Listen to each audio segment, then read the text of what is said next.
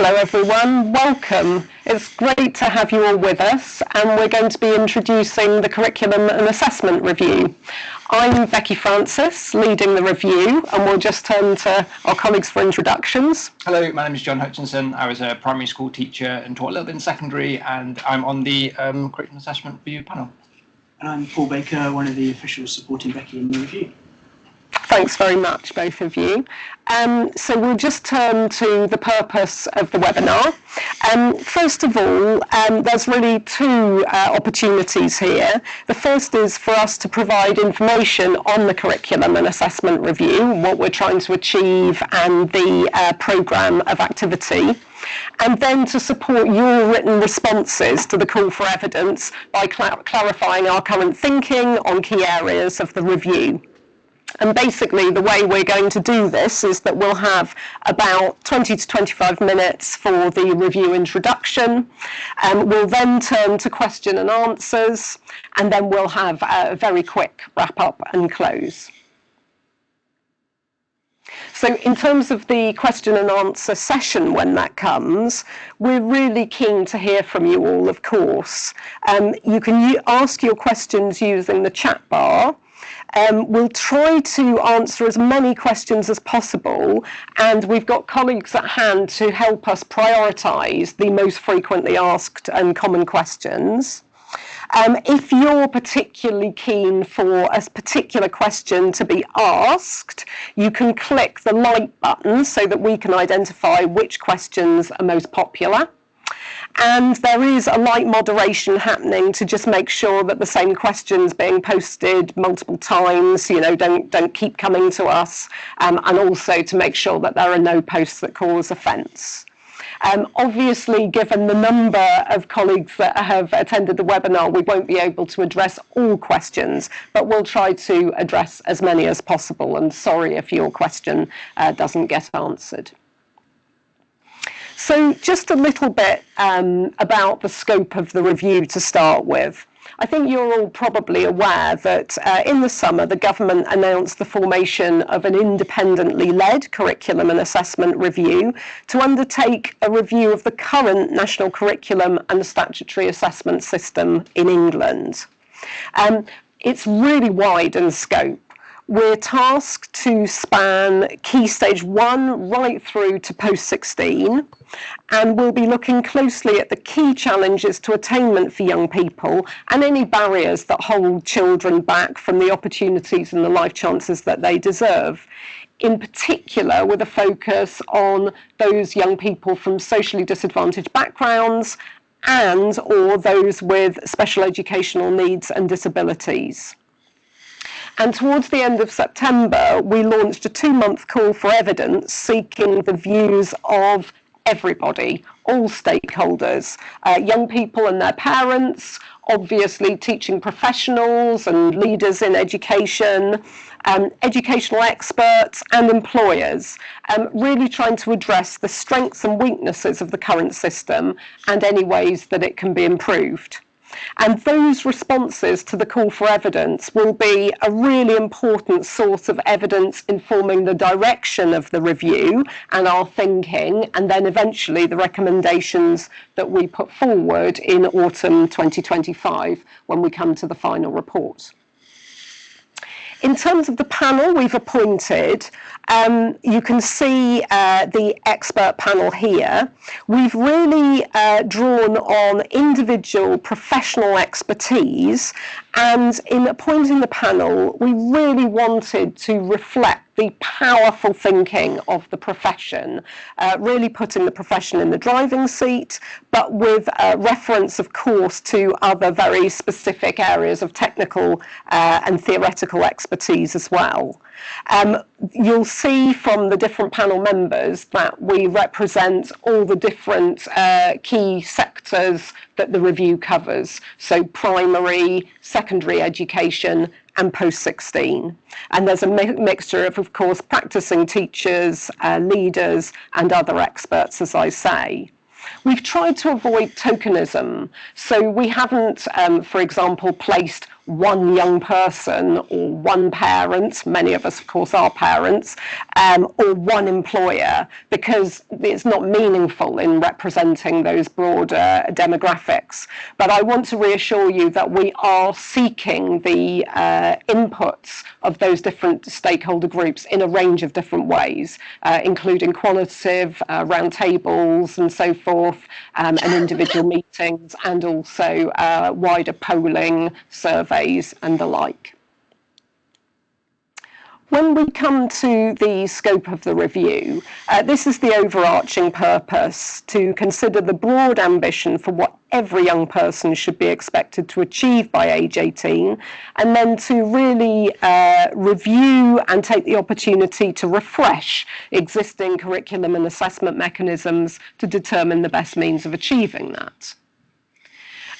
In terms of that scope, I've already said it's very comprehensive and wide-reaching, right through from Key Stage 1 to Post-16. In terms of those curriculum goals, we're trying to provide a strong foundation in the core subjects, a broad and balanced curriculum, including arts and vocational subjects, and ensuring that students are ready for life and work. So that's our aim. We're taking in assessment and accountability, focus on capturing the strengths of every young person with a balanced assessment system, and reviewing current performance measures. Those are also within our purview. We want to look at how we can capture those abilities and achievements of every young person, while also maintaining the important role of national exams. I've already said there's a strong focus on equity and inclusion. We're taking a social justice lens to the review. There's special attention to removing blocks to progress, as I've said, for socioeconomically disadvantaged and vulnerable students, and ensuring positive outcomes for all. And just a word on what's not in scope. Because we're looking at the national curriculum, the early years foundation stage is outside our scope, and also extracurricular activities, enrichment activities, and elements like work experience and so on are not formally within our terms of reference either. But many of you will probably be already observing that these are all relevant to the curriculum and what young people learn and experience at school. And there are other areas that are also outside our scope, but deeply relevant. There are issues around resourcing and funding, which I'll come back to, workforce supply issues and so on. But also, if you take a moment to consider, you can see very quickly that, of course, curriculum and assessment is tightly bound with pedagogy, with accountability, with structural issues in schooling and the way that schools are organised. These are some of the challenges, I think, for the review as we move forward, to wend our way through these often quite complex issues, but really with as tight a focus as possible on curriculum and assessment. And to that end, it has been very useful to rely on the principles of the review, which I take very seriously. I authored these and they're appended to the terms of reference. Some of them are referred to here. And they're really giving us very good perimeters to work within. So first of all, that we will commit to being evidence and data informed. We don't want to be distracted by myths or kind of prevalent assumptions about what's going on in the system. We really want to be held, by the data and by that forensic view of what's actually happening and what rigorous research tells us. We're committed to evolution rather than revolution, and that's for two particular reasons. I mean, one is that we know not everything's broken. Some things are working really well in our system, and we want to make sure that we retain those while being able to address some of the things that are working less well.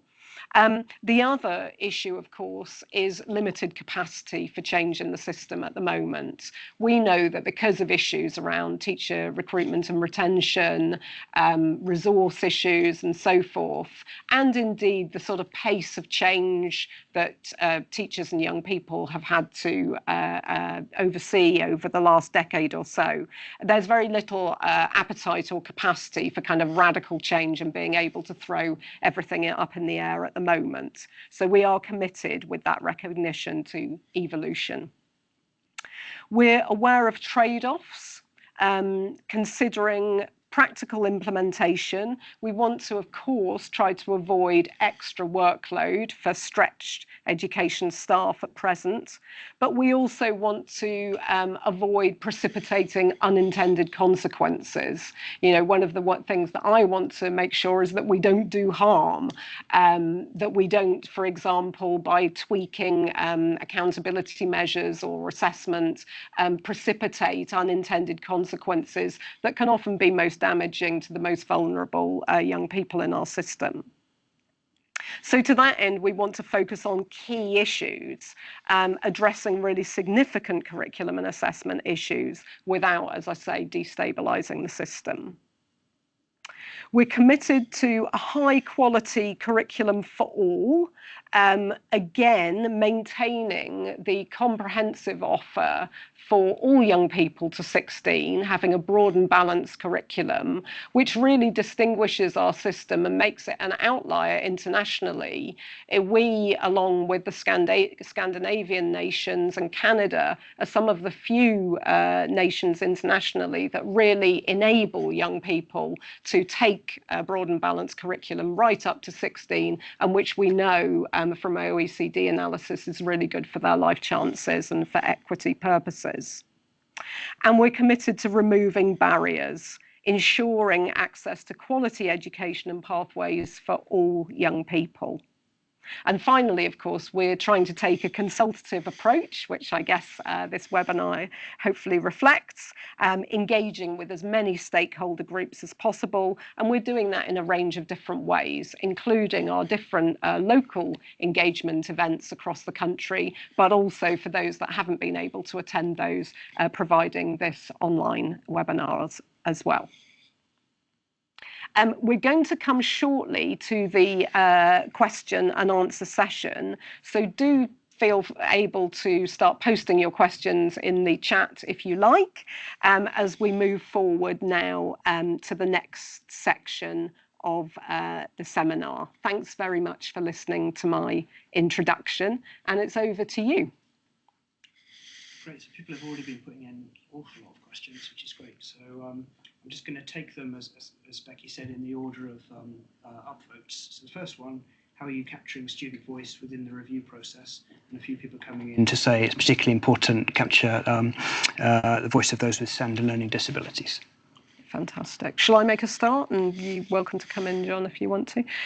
So we're capturing young people's voices in a range of ways. As we move around the country, we're doing different roundtables with different groups of young people, school pupils, college students and so forth, including from different backgrounds and with different sort of experiences from education. We were lucky to do a roundtable with the Children's Commissioners, Youth Ambassadors as well, that gave us brilliant and very diverse perspectives too. And we are also doing polling with students, pupils and their parents as well, including polling who have just taken their in the last summer cohort. With SEND, of course, we've made easy read and different accessible versions of the call for evidence available for different stakeholder groups, and we're also engaging different SEND representative organisations. Our colleague Gary Albin isn't here today, but he represents SEND expertise on the panel and is taking that wider engagement very seriously. I think that there's, I think that's right. And one of the things that we've definitely been struck by around the country listening to children and young people is the thoughtfulness. They're really engaged and interested. This matters to them because it's their entitlement, the way the curriculum that they receive, the way that they're assessed, but also the diversity of views amongst young people. I think sometimes we can think of young people as a kind of homogenous, what do young people think? And I think what we've found is that their views are just as diverse as a lot of the adults that we speak to.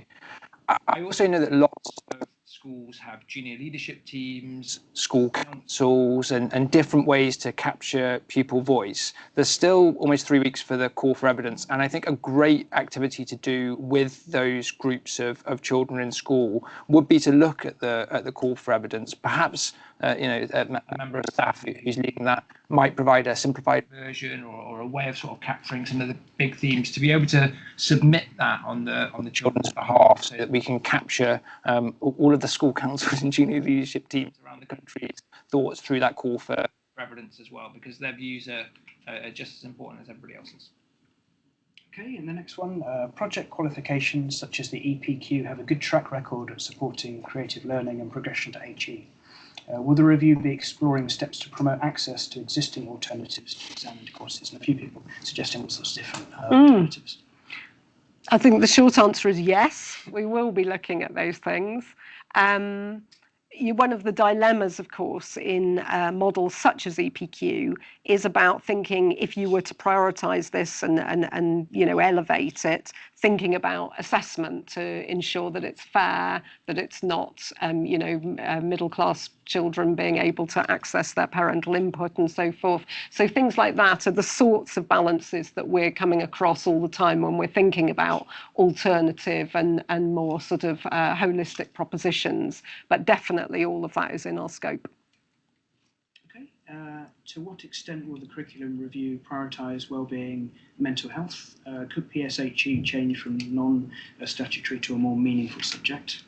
And teaching real skills for life and for mental health and well-being, such as regulation, resilience, self-regulation, finance is quite important.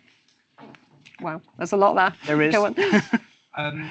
I think that's such an important point on pupil well-being, mental health, because we all know we're in a moment at the moment where mental health rates are rising amongst young people. Mental health difficulties are rising amongst young people, and I think that's why we're particularly keen to hear people working on the front line with those children day in, day out. How is curriculum and assessment interacting with well-being and pupils' mental health? And already we've heard, again, some diverse views on that in terms of the way that they're interacting. There'll be some people who think that the assessment burden might exacerbate that, whereas others will think that actually that having the way that we organise assessment now compared to a modular approach is better for people's mental health. And really hearing from people in terms of what you're seeing on the ground right now, how curriculum assessment is intersecting with those, I think is going to be something that we're particularly interested in. I think there were some other elements to that as well, weren't there? I'm trying to remember. I think you've covered the sort of, could PSHE change from non-statutory to a more meaningful subject? PSHE is coming up, I think, quite a bit in the roadshows around the opportunities within PSHE to deal with some of these issues, especially sort of quite current issues. I think that what we'd be really interested in is some specificity around it, because one of the things from colleagues who teach PSHE or specialise in PSHE is I think a concern that it can sometimes feel like a bit of a catch-all. Everything just sort of gets bunged into PSHE. We'll cover that in PSHE, maybe in a drop-down day, maybe within a curriculum. And so to the question, ideas, thoughts around what would a kind of a well-sequenced, well-structured, comprehensive PSHE curriculum would be, I think, something that we'd be really interested to hear from colleagues. Okay. And to all those sort of doing the upvoting and liking, I think I'm seeing a disconnect between a number of people doing thumbs ups and people doing the official sort of upvoting thing. So I'm going to keep going in the upvoting order. So if you've liked it but you haven't upvoted it, make sure you upvote it. So the next one on the upvotes is age-related expectations fail to account for different starting points, including for those experienced and. Will you seek a more inclusive assessment approach which prioritises a focus upon personal development and small steps for children with additional needs? And I know that this is one of the areas that Gary is particularly interested in, and I'm very aware that we've already received a lot of comments about that. I think definitely keep the comments coming. Obviously, we can't sort of prejudge or answer this specific question now, but actually hearing the views of young people with SEND, their parents and their teachers is super important in our understanding of this. And as I say, definitely that view is resonating, including in some of the different regional events that we've done too. Great. I might have regretted that thing that I just said earlier, because now all the questions are bouncing around as everyone gets their votes in. So I think maybe if you take two at the same time, how will developing life skills become a greater focus in the curriculum? And how will the curriculum address the rapid developments in the digital field and ensure children leaving schools work really closing the digital skills divide? So sort of generally in that sort of life skills space, but specifically with digital stuff. Did you want to start, or do you want me to? Yeah, it's okay. This is the big debate, isn't it? Of sort of what do we want schools to do? And I think that for many people, there are a number of life skills that as children, they spend 13 years in compulsory education, they should come out with some life skills. And for some, that might be they should be able to cook 5 meals. You know, if they're spending 13 years in school, one of the things they should be able to do is be able to cook themselves a nutritious meal. For others, they might put in that, well, they should be able to code an app. And I think that there's a whole list of both life skills, but also things like these digital skills, which will be undoubtedly useful for later life and useful for later employment. But ultimately, a curriculum has to make choices, and there's only so much time in the curriculum, and so I think that it would be. I think we want to go one level deeper than life skills. I think that everybody can agree we want children to have sound. We want children to leave school with solid life skills. But what exactly do we mean by those? Which of those would we want to prioritise? I think that would be the plea of can we try and get a bit more specific on when we say we want children to have solid life skills, what exactly do we mean by that, and how might that interact with the curriculum, and are we assessing those? We'd be interested in people's views in those. I think that's spot on. I think the issue about specificity, and particularly around this area around skills, will be really, really helpful, because one of the very interesting things as we've done our different events across the country is that there is often a plea for more time for these kind of activities, whether they are the sorts of life skills, cooking, or issues around financial education and other. There's many other examples that both young people and their teachers raise with us. But a question for me is that really twofold. Some schools seem to be able to address these in some depth, actually, both within the curriculum and in tutor time and other sort of enrichment areas around the sides of the national curriculum, whereas others are complaining that they're sort of entirely squeezed out. And I think there's a question for me around the relationship with the rest of the curriculum, and whether if we could make a little bit more room around the sides of the content of the national curriculum, there might be more flexibility for schools to be able to instill and involve young people with the things that they think their local demographic needs. So these are really interesting questions for us, which are definitely within the purview of the review. But as Jon's saying, when you answer the call for evidence, being really specific about what is the skill that you think is presently missing and that young people need more of, and where you think that it needs to go in the curriculum would also be really helpful to us. And that's particularly true because, of course, we're getting lots and lots of ideas about what needs to go in, but we are still getting far fewer ideas about what needs to come out. And if there's a concern that the curriculum is full as stands, we need to be pruning as well as adding. Okay, racing to the top of the question chart is how will you change the structure of GCSEs so they no longer fail a third of young people? I think this comes down to back to the question about assessment, doesn't it? So it's a really good question, and the kind of that third of children that currently don't make a grade 4 within their GCSEs, I think is top of people's minds, both children, teachers, and parents.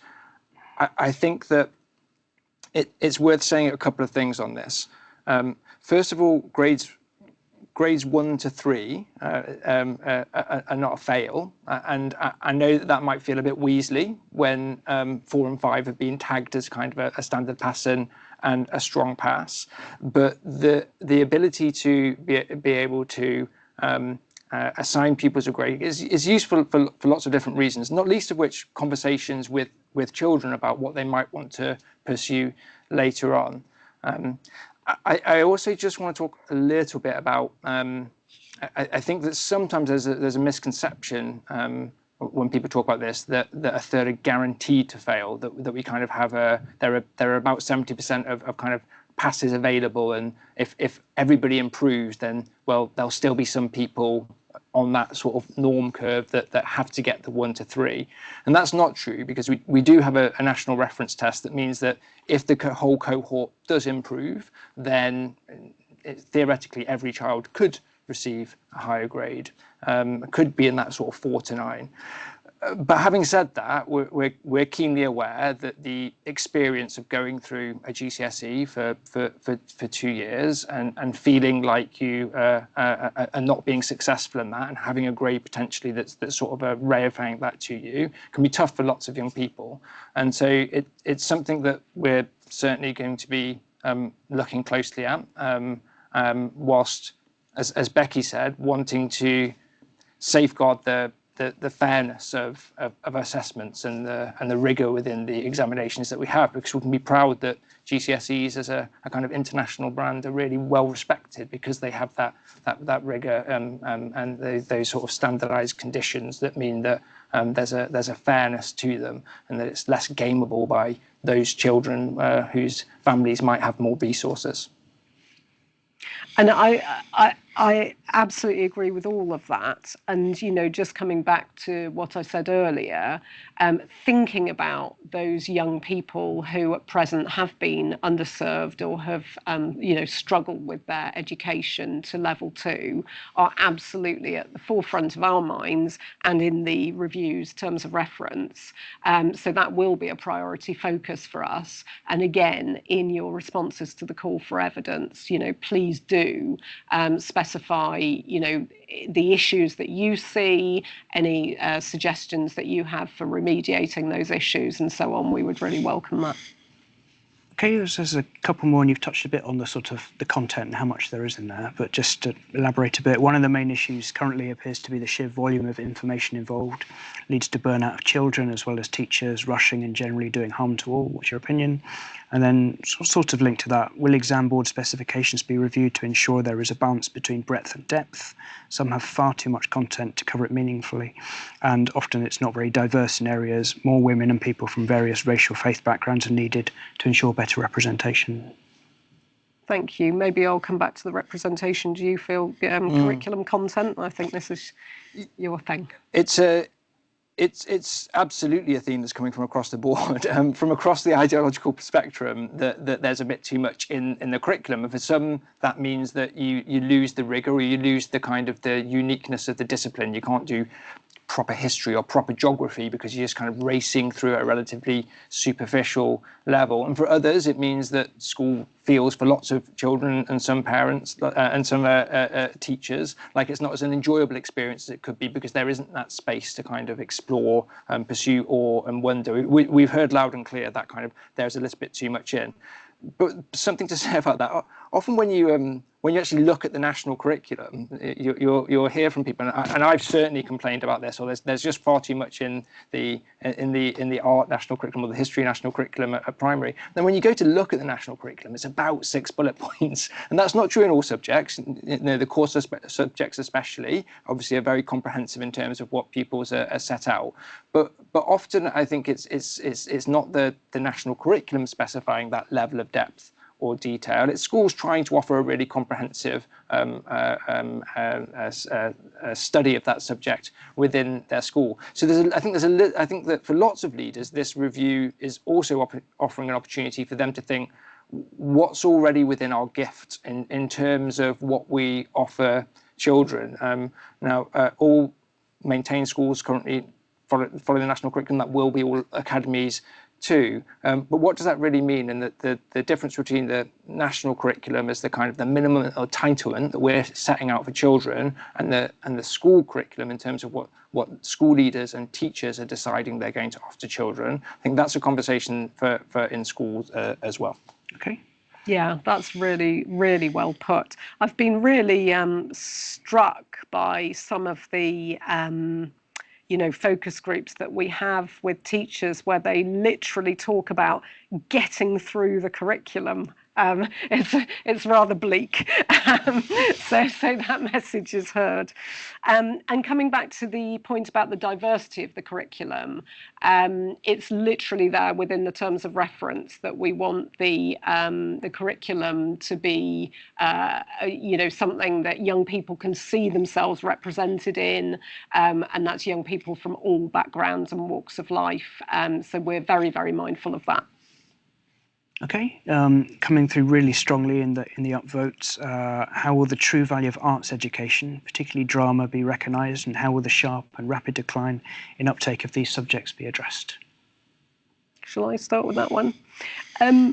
For those of you who have looked at the call for evidence already, you'll see that we've appended some analysis on subject trends over the last decade or so that people can basically see the evidence here.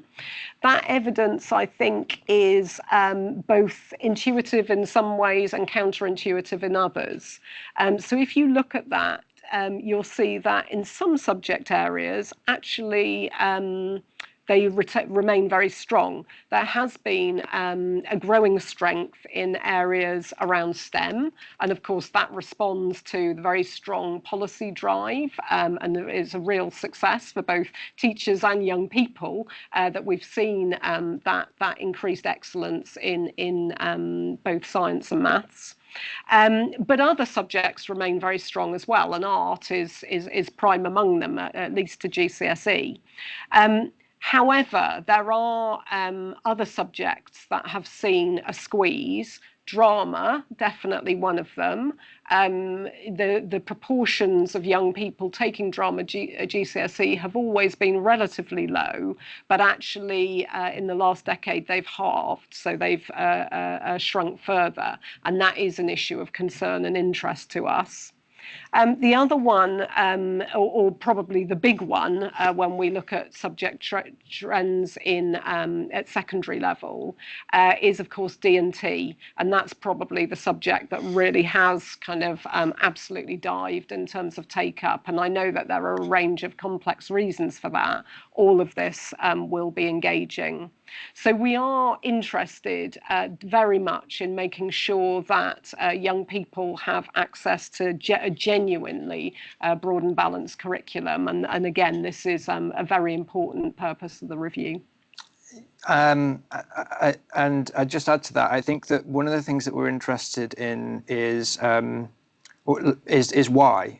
So if as a school leader you've chosen not to offer drama as a choice for children at GCSE, then what's the reason for that? Because we've been looking closely at this, and we can see some of the things that might be interactive with it. It could be that the curriculum content isn't right, that it doesn't feel like an attractive subject for pupils to study because the content doesn't feel quite right. Or it could be that the assessment technique for drama doesn't align with the subject properly. Or it could be that there are other issues like recruitment of teachers. Or it could be that a school wants to offer a more core academic curriculum because of philosophical beliefs around that. And so I think that with these, we can have assumptions on why these subjects aren't having the uptake that I think we'd all want. We don't want drama to be the kind of the hobby of the rich and wealthy. All children should have an entitlement to drama if that's something that they would like to pursue. And so where schools aren't offering or children aren't taking that up, it'd be very interesting for us, I think, for those of you working with children of what you see is leading to that. Okay, we'll take a couple this time. To what extent are linear examinations under scrutiny as a method of assessment in 14 to 19? Is there scope for coursework modular learning? And then how are the latest understanding of neuroscience and metacognition going to be applied? Much of the existing curriculum British teaching fails to acknowledge up-to-date science in learning and education. Thank you. Well, I think we're committed to being evidence-led. And obviously we're aware of a lot of the existing evidence, but not all of it. So again, that's a chance for colleagues to feed in through the call for evidence. Of course, when it comes to skills around issues like metacognition, again, a lot of this is to do with pedagogy. But nevertheless, there is definitely a relevance there and an interest. So please do feed in the evidence around that. I think that's probably what I wanted to say on the research side, and now I'm forgetting what the other question was. Linear versus modular or coursework. Oh, yeah. Can I go? Please. So I think that the coursework versus exams debate, I think that what sometimes gets lost in it is the subject. And one of the things that we're looking closely at is what is the most appropriate way to assess each of the different subjects. And different subjects are different. And some lend themselves more towards coursework and some lend themselves more towards examinations. We want to make sure that children are being assessed and recognised for their talents in that particular subject. But I think that there's also, as Becky set out within the terms of reference, a real safeguard, and this is a social justice point, on fairness.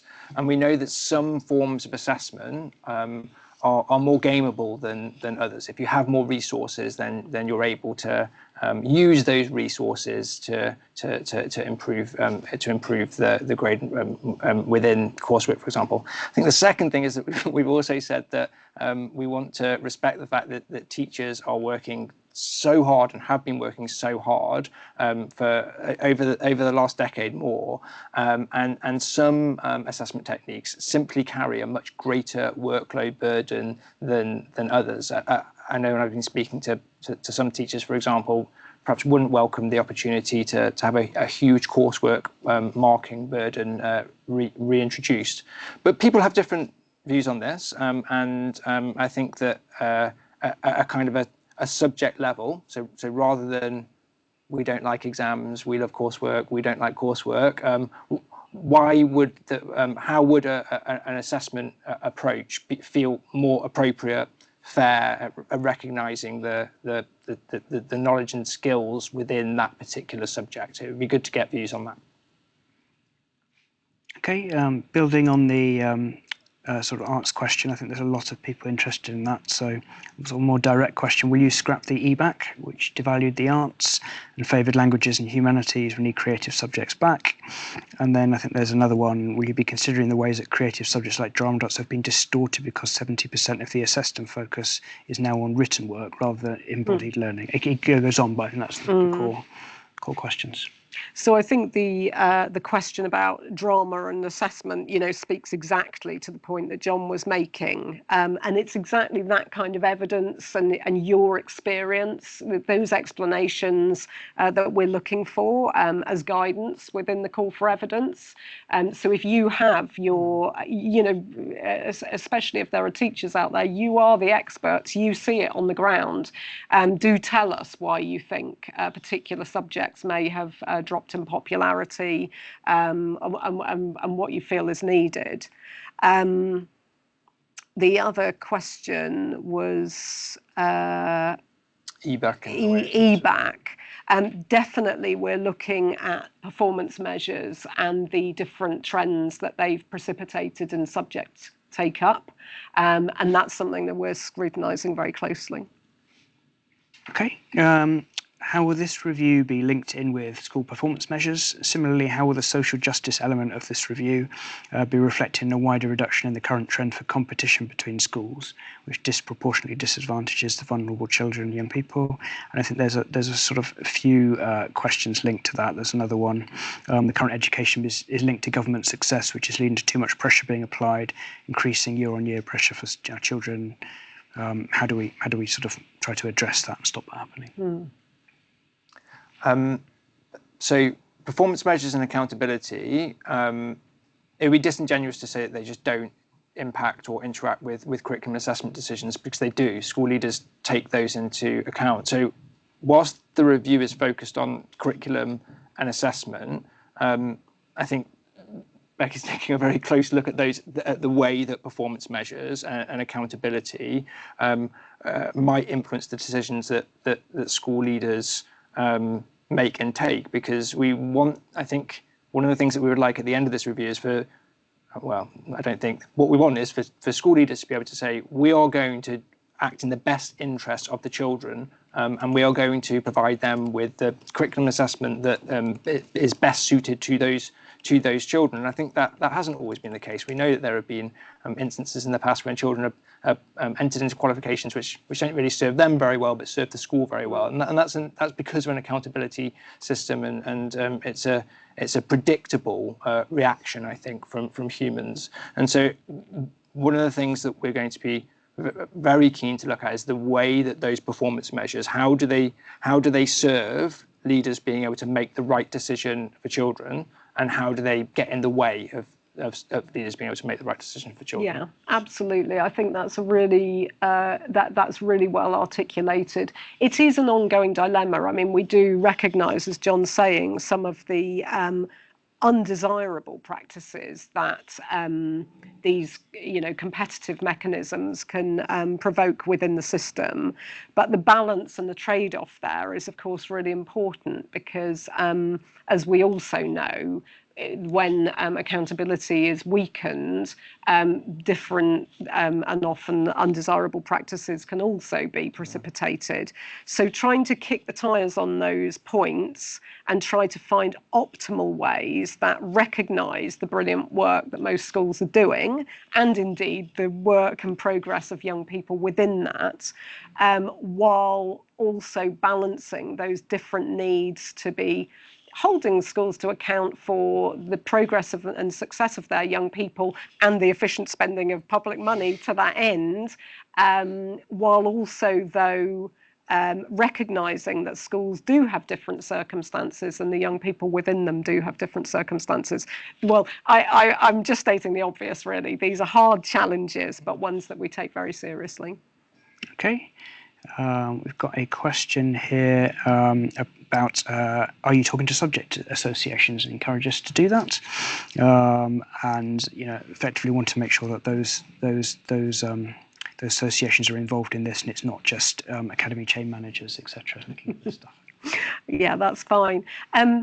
So just to explain, actually, I think in a matter of days, if not very short space of time, members of my team are going to be meeting with the organisation that represents all subject associations to begin the conversation.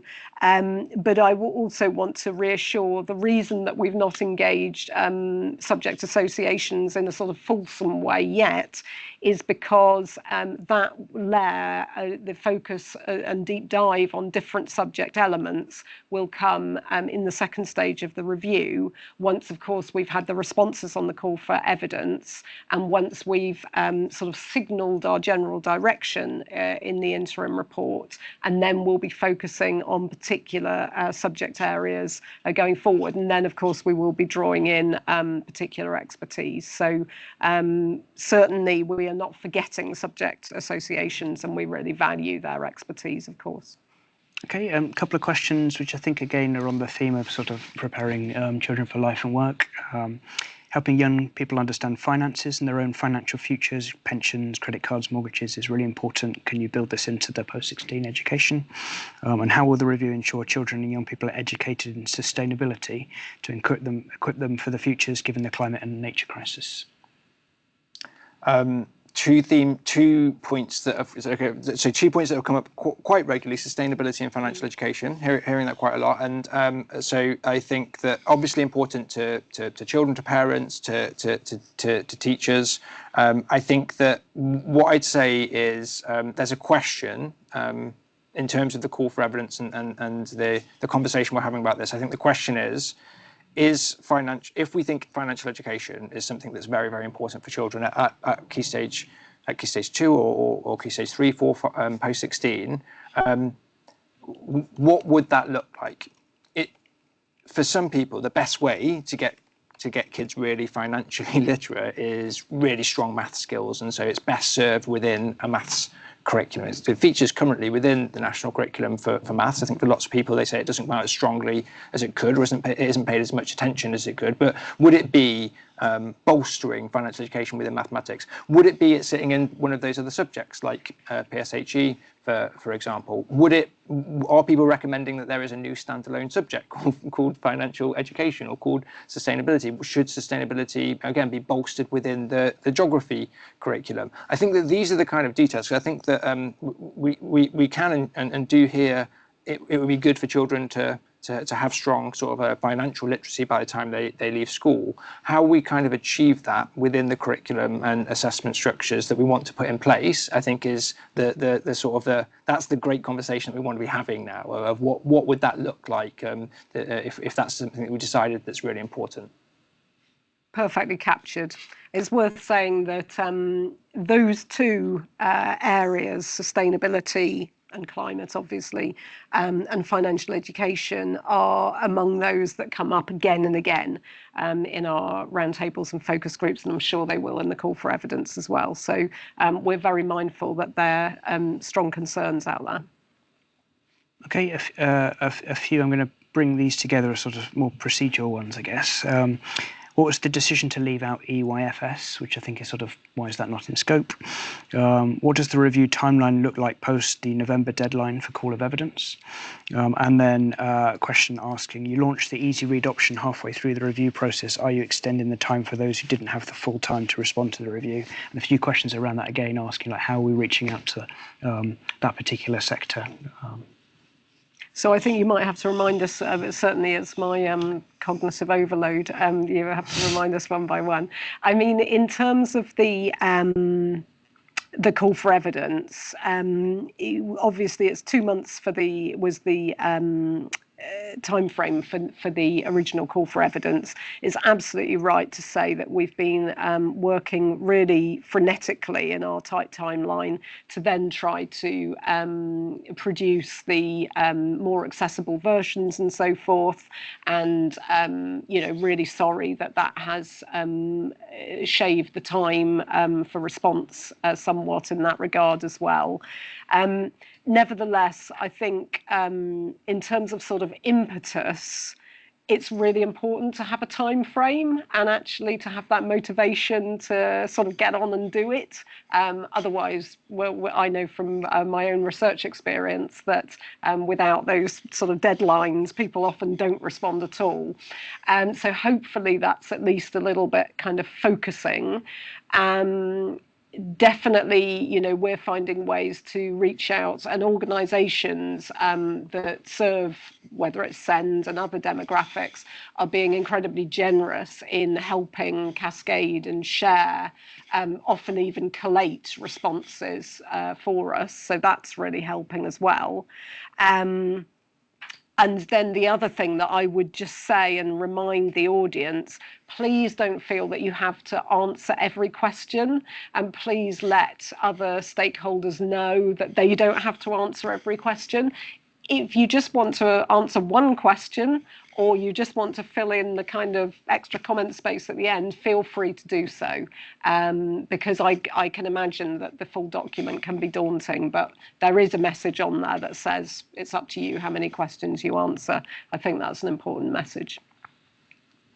Early years colleagues will know that there's been quite a bit of change over the last decade within the early years and foundation stage. And I know that colleagues there have been working really hard to ensure that they are kind of developing their practice to ensure that all small children can benefit from that. And so I think, and you'll probably know better than me, I think that there's probably less appetite for more change within the EYFS, given the amount of kind of change that there's been relatively recently. I mean, that may well be right, John. The key thing, I think, for us and the review is that it's beyond our terms of reference. So it is out of our scope, and we're focused on the national curriculum. And I think that's the rights and wrongs I won't discuss, but that's our purview. Okay. And just a question on timeframes. Yes, a basic question on timeframes, which I think is sort of what interim report timings, etc. Yeah, so in terms of the kind of arc of our rather demanding timeline, we basically have the interim report coming out early spring.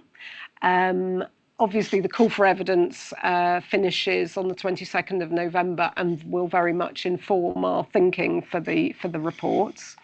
We'll then be, as I said, focusing more strongly on different subject areas and areas where we think it's critical to go sort of harder and deeper in our analysis. And the final report is anticipated in autumn 2025. Okay, and I'm doing my best to keep up with the upvoting. So if the question you really want answered is not making its way up, please use the upvote button. But we've got a couple here. The next one, given the very recent report indicating that the phonics check does not positively impact on reading progress, will this be part of the review? I think there was a question which has disappeared down a bit about to what extent we are looking at the OCR's oracy report. I think it's the OCR's oracy report. So the answer is yes, we are looking. Do you want to? Yeah, well, I'm sure, like you read the EPI report this morning. We are, and we are when we talk about a call for evidence, and we are interested.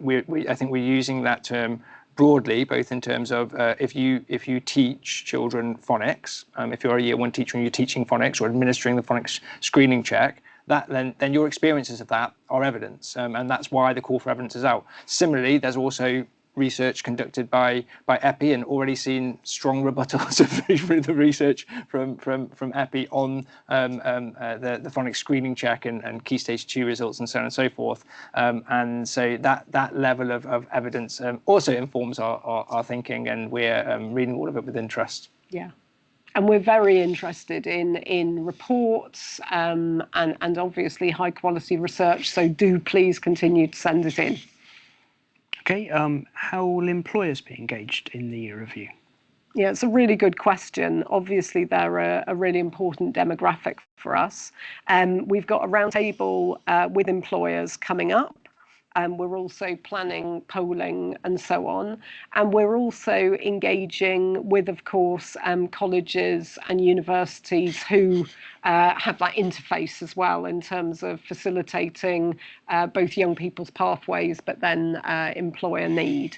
Yeah, it's a group that we're taking very seriously. Okay, and then there are a couple of questions which I think you've touched on already, which sort of broadly get into like, is there just too much that we're trying to teach children, but these with a focus on primary school, and someone making comments about lots of sort of curriculum. They refer to subordinating clauses, which seem to have moved down into the primary curriculum. Is that really right? So how are we thinking about that? But I think there's a further one. How do we reduce the pressure of GCSEs with the number of tests for each subject? Is there a better way to assess children? I don't know if you want to touch on any of those. Did you want to go on primary? So I think that the distinction between subordinating conjunctions is a good. Fronted adverbials is the other one that comes up often. Roman numerals. The primary colleagues will have their bits of the national curriculum. They think, we could kick that out. We could do without that. I think that it's fair to say that the split within the national curriculum as well for primary is very comprehensive documentation for the core subjects, and then much lighter touch documentation in terms of what's statutory for the foundation subjects, the wider curriculum. I think that what this is getting to is there too much in the. So I think what they're probably saying is there too much in the core subjects. I don't think many people are saying that the kind of half a page of the art national curriculum is too long. I think that. One of the questions that is puzzling us here, or one of the things that we need to take into account, is how the different, the coherence of the curriculum and how it kind of interacts. So we want we know that strong literacy, numeracy, scientific skills, like these are absolutely crucial for children to go on and enjoy lives of choice and opportunity. And we want to make sure that although primary is important in its own right, children are also really well set up for later studying to be able to flourish in those core subjects. So if there are particular areas of the English national curriculum, for example, at primary, where people think we could get rid of it, we could thin that out, we could prune that, then we'd love to hear the specific sort of, we don't need, this particular question that says get rid of subordinating conjunctions. We could do without them. But I think that one of the things that would be worth testing with yourself is, does this kind of break other bits, or how would this interfere potentially with what they go on to study? And it might be the answer to that is no, it wouldn't. So you can get rid of this because it doesn't matter. There's no sort of knock-on impact from that. And of course, colleagues in schools will be best placed to be able to make those judgments and kind of provide that evidence for us. Brilliant. Very specific question, again touching on the primary. Year 6 is sadly still damaged by SATs preparation in many schools. How would the panel ensure that isn't the case? And then one which touches on the sort of skills versus knowledge debate. Is there likely to be a return to a more skills-based curriculum that encourages problem solving rather than a strong emphasis currently on knowledge recall? Is essentially then saying with AI taking more of a role in everyday life, how will the curriculum prepare students for this world? I mean, I think my short answer to both those questions is that it's about balance. Obviously, in terms of the curriculum and a knowledge-rich curriculum, actually one of the things that we hear again and again in our regional events is the appreciation of powerful knowledge in the curriculum, and that many stakeholders see that as a real strength of our system. But the question, of course, is there at present an overemphasis, or are other things being squeezed out? And as we've said, that is something that is very much in our span of attention.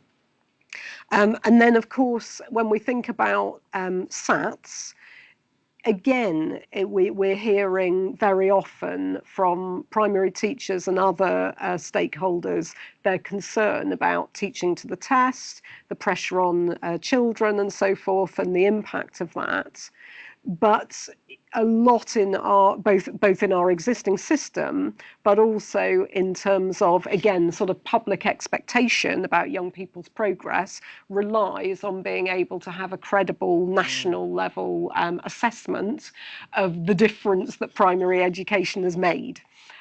So again, it's thinking about those balances and trade-offs and whether we can improve things and improve that balance without breaking things. And I think that that sort of expresses an ongoing thread of challenge through the review. I think also some of these later questions, return us to a theme that both Jon and I have mentioned so far about this. If we can trim a little bit overall and just alleviate the pressure sort of almost throughout the curriculum, would that give greater flexibility for, attention to the basic curriculum actually, where some of these other, whether it's skills, additional enrichment for young people and so forth, that often I think people feel is presently missing, could actually be better facilitated. So. And then I'm going to try and summarise what I think is a strong theme coming through lots of different questions, where people are sort of emphasising not all of the challenges and the issues in the system are to do with the curriculum assessment system. Absolutely. There is teacher training, funding, well-being, concerns about how some of the things that we come out with are implemented. Perhaps you could say a little bit about that more generally, knowing it's technically not our scope, but. Well, that's exactly the point that I was trying to make at the beginning, that we know that capacity in the system is stretched for a whole range of different reasons. And we know that actually there are implementation consequences of even the lightest touch tweaks and changes that we might make as part of the review. And when the resources are sort of thin and finite, that's particularly challenging. Issues around teacher supply come up time and again. And as Jon has said, often we're hearing on the ground that's often the explanation for why particular subjects aren't being provided in schools sometimes. Teacher training and preparation for any curriculum change is also obviously a key issue. So we're really mindful of these.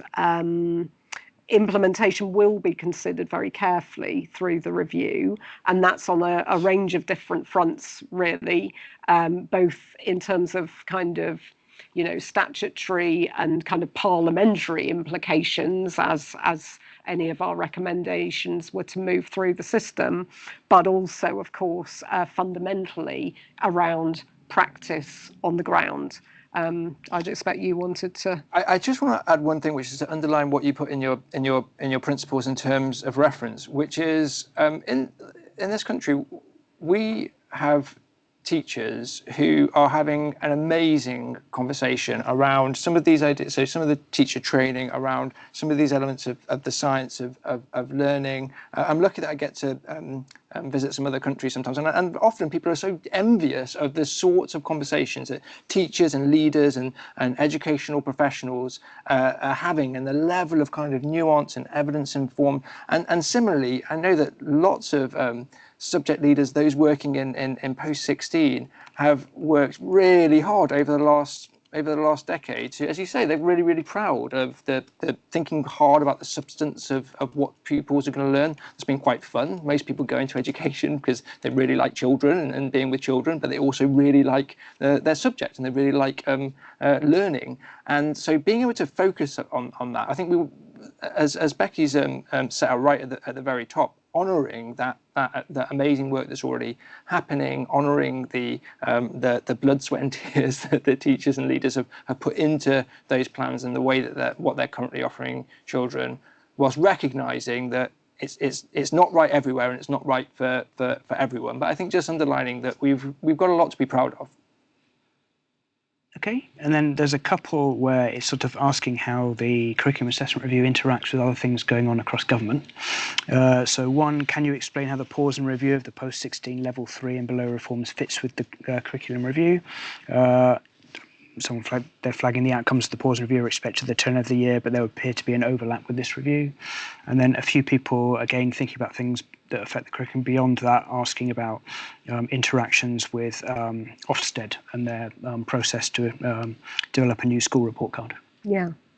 Well, we're talking both to Ofsted, of course, and also to colleagues here at the Department for Education who are dealing with the pause and review, the pause and review of the defunding policies that had been proceeding to date. You're absolutely right to say that each of these elements is interrelated with the curriculum and assessment review. Of course, it's not surprising that government moves, the government's programme in education carries on. Education still has to be provided and policy making still needs to happen in spite of our work. As I said, we've got a demanding timeline, but it's still just over a year, and we can't expect things to completely freeze within that time. So I understand that, other things are moving along as well.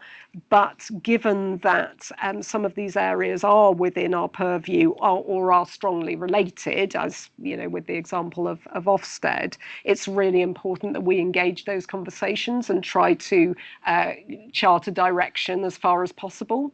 So in the case of the qualifications reform post-16 mini review that's going on in the department, I just want to assure colleagues that we are working closely and interacting closely with that unit here. And hopefully we'll get to a place where we're not out of kilter in terms of the direction of travel. Great. I'm conscious we've sort of got 5 minutes left, so I'm keen that we sort of give you a chance to wash up. I'm really sorry if we didn't get to your questions. There've been so many, and we've gone through all those, and like what's being asked of us is all stuff that will really help to inform the review. And of course, there's another webinar on the 28th of November, so if you didn't get a chance for your question, maybe you want to join and have another go at that. But really appreciate it. So over to you, Becky. Thanks so much. I mean, really, very little for me to say in close, I think, except to thank you all for your support and your interest in the review, and of course your close engagement. We'd really like you, please, to complete the call for evidence. As I've said, don't feel that you need to answer all of it if you don't want to. Do please think, as we've been trying to rehearse, about that specificity. The detail is so valuable to us. Rather than just saying, let's say, for example, the curriculum is overstuffed, if you can explain where your concerns lie, which subject areas, which age groups, and really get into the detail, as Jon was suggesting, that will be particularly helpful to us. I think we'd also, of course, welcome your feedback on the event. There's a QR code for the Wizzy Tech people among you. Please do give your views. And really, just to finally say, this is a real opportunity, I think, for the sector, for young people, and indeed for teachers and parents. We can improve things. And we're really relying on you and your input to help us do that. So thanks so much for coming today and giving us your time. Thank you. And then I've just been asked to sort of point out there's still places available at some of our roadshows across the country. So in Folkestone on the 19th of November, we've still got spots, and in Darlington on the 26th. So it'd be great if you could join. Thank you very much.